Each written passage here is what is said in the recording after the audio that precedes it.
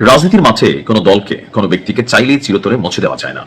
এখন এক শেখ হাসিনার কতগুলো উপাধি, কোথাও ফ্যাসিস্ট, কোথাও আবার জননেত্রী, কোথাও আবার আপা, অনেকগুলো নামে শেখ হাসিনাকে ডাকা হয়।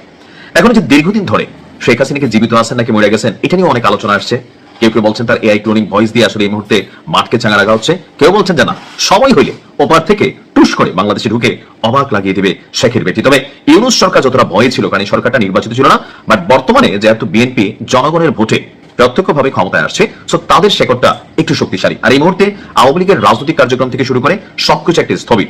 এখন প্রসঙ্গ হচ্ছে যে ভারত এবং বাংলাদেশের সাথে যে সম্পর্কের জায়গাটা রাষ্ট্রভিত্তিক, সেখানে বর্তমান ক্ষমতাসীন সরকারের সাথে ভারত কিভাবে ডিল করছে। আর ডিলের প্রধান একটা ইস্যু হচ্ছে শেখ হাসিনা। অনেক রাজনৈতিক বিশ্লেষকরা বলে থাকেন যে বিএনপি সরকার আসলে শেখ হাসিনাকে বাংলাদেশে আনবে না, আলোচনার মাধ্যমে ভারতে নির্বাসিত করে রাখবে। আবার কোন কোন বিশ্লেষক বলছেন না, খালেদা জিয়ার সাথে যে আচরণ শেখ হাসিনা করে দিয়েছেন, যে কোনো ইস্যুতে হোক, এটা বিএনপি বা জনাব তারেক রহমান তার মায়ের জায়গা থেকে বা বিএনপির নেতাকর্মীরা রাজনীতির জায়গা থেকে এইটার একটা রিয়াকশন তারা জেনে হোক দিবে, একদিনের জন্য হলেও শেখ হাসিনাকে জেল খাটাবে। এখন জেল খাটানোর জন্য দরকার হচ্ছে ভারতের আসলে স্ট্র্যাটেজিক অথবা নতুন সরকারের সাথে তাদের সম্পর্কের ভিত্তিটা কোন দিকে যাবে, এটা নিয়ে একটু ধোঁয়াশা রয়েছে। তো এর মধ্যে শেখ হাসিনাকে বাংলাদেশে ফিরিয়ে আনতে ডক্টর ইউনূস সরকার সামান্যতম চেষ্টা করেন একটা চিঠি দেওয়া ছাড়া। ভারত সরকার বলছিল যে ইউনূস একটা চিঠি দিছে, কারণ ইউনূস ভুলেও তার শাসনামলে শেখ হাসিনাকে বাংলাদেশে চাই না, নিজের গলায় কিন্তু কাটা পড়াইতে চায় নাই বা শিকল পড়াইতে চায় নাই। উদ্ভূত পরিস্থিতি যে কোনো কিছু হইলে ইউনূসের খবর ছিল বা যারা ছিল সরকারে তাদের অনেকে বিপদে পড়তে হইতো। তো এটাকে লড়াই টড়াইটা একটা দেখাইটাকে আইওয়াশ করে যখন ছেড়ে দিল, এখন বিএনপি সরকার ক্ষমতা আসার পর শেখ হাসিনার প্রত্যর্পণ ইস্যু অর্থাৎ ভারত এবং বাংলাদেশের মধ্যে যে বন্দি বিনিময় চুক্তি আছে, সেই চুক্তির আওতায় শেখ হাসিনাকে ফিরিয়ে আনার জন্য ভারত সরকারের সাথে আপনার বর্তমান সরকার একটা কমিউনিকেশন চালিয়ে যাচ্ছে। তো এই কমিউনিকেশন ইস্যুতে হুট করে আলোচনায় আসছে যে তাহলে কি নরেন্দ্র মোদী সরকার বা ভারত সরকার শেখ হাসিনাকে ফেরত পাঠাবে? কেন হুট করে মার্কেটে আলোচনাটা? ভারত সরকার বলছে বাংলাদেশের পক্ষ থেকে পাঠানো যে প্রত্যর্পণ চুক্তিটি আছে বা অনুরোধটি আছে শেখ হাসিনাকে ফিরিয়ে দেওয়ার, তারা আনুষ্ঠানিকভাবে এটাকে পর্যালোচনা করছে। এর আগে ইউনূসের সময় ভারত সরকারের পক্ষ থেকে এরকম স্পষ্ট কোনো বক্তব্য ছিল না।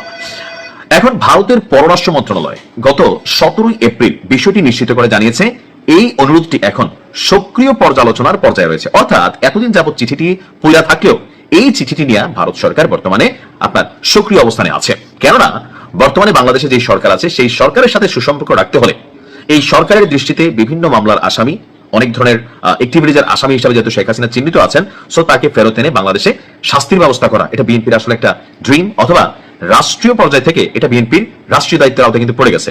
এখন এই জায়গা থেকে আপনার ভারতের এই পদক্ষেপটা আগের অবস্থানের কিছুটা পরিবর্তনের ইঙ্গিত দিছে। তবে প্রশ্ন হচ্ছে, এটা প্রতিশ্রুতি দেয় না যে আমরা শেখ হাসিনাকে ফিরাইয়াই দিব।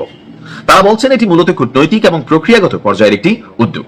দক্ষিণ এশিয়া বিষয়ক গবেষকদের মতে হাসিনার প্রত্যর্পণ চুক্তিটি মূলত রাজনৈতিক বিষয়, যা দুই দেশের আলোচনার মাধ্যমেই সমাধান হতে পারে। ভারতের পক্ষ থেকে বিষয়টিকে রাজনৈতিকভাবে সমাধানের চেষ্টা চলছে বলেও অনেকে বলছেন।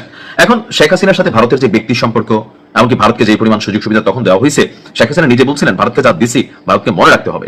সো ওই জায়গা থেকে ভারতের বর্তমান ক্ষমতাসীন দল, বিভিন্ন রাজনৈতিক ক্যারেক্টাররা শেখ হাসিনাকে ফিরিয়ে দেওয়ার ব্যাপারে কিন্তু তারা নারাজ। দুই একজন আছে তারা চাচ্ছে ফিরিয়ে দিতে। তো সবকিছু মিলিয়ে আমার বিশ্লেষণ বলছে শেখ হাসিনাকে ফিরিয়ে দেওয়া এটা আসলে একটা সপ্তম আশ্চর্যের মতন বিষয় হবে। আবার এখানে দুইটা বিষয় আছে যে বিএনপি কোথাও না কোথাও তারা কি আসলে এই ধরনের একটা মানে সাহসী সিদ্ধান্ত নেওয়ার জন্য সর্বোচ্চ লেভেলে আলোচনা চালিয়ে যাবে বা চেষ্টা করবে। আর যদি চেষ্টা করেও ভারত কি আসলে ফাইনালি শেখ হাসিনাকে সরকারের হাতে তুলে দিবে? এর আগে ভারতের বেশ কয়েকজন গবেষক, বিশ্লেষক, রাজনৈতিক ব্যক্তিত্বরা বলেছেন শেখ হাসিনাকে বাংলাদেশে ফেরত দিলে তার প্রাণ নাশের একটা হুমকি আছে, এটা দিবে না। আবার কেউ বলছেন যে না ভাই, এটা দেওয়ার বিষয় আছে সরকারের সাথে সরকারের সম্পর্ক রাখার জন্য। তবে আমার ব্যক্তিগত মন্তব্য বা আমি যতটুকু বুঝি আর কি, ক্ষুদ্র মানুষ, যে ভারত শেখ হাসিনাকে ফেরত দিবে না। কেন দিবে না? এটা যতদিন যাবে আস্তে আস্তে বুঝতে পারবেন। কারণ এটাতে ভারতের যে রাজনৈতিক চাল বা খেলা, ভারত কিন্তু এখন দেখেন ডাবল গেম খেলতেছে। একদিকে শেখ হাসিনাকে ওইখানে রাখা, আশ্রয় দিয়া আওয়ামী লীগের নেতাকর্মীদের কাছে একটা মহান রাষ্ট্রে পরিণত হয়েছে, মহান নেতৃত্বে নরেন্দ্র মোদীর জয়গান বিভিন্ন জায়গায় আওয়ামী লীগের পক্ষ থেকে দেওয়া হয়। অপরদিকে বিএনপিকেও কৌশলে একটা জায়গায় আটকে রাখছে যে ফেরত দিতে পারে।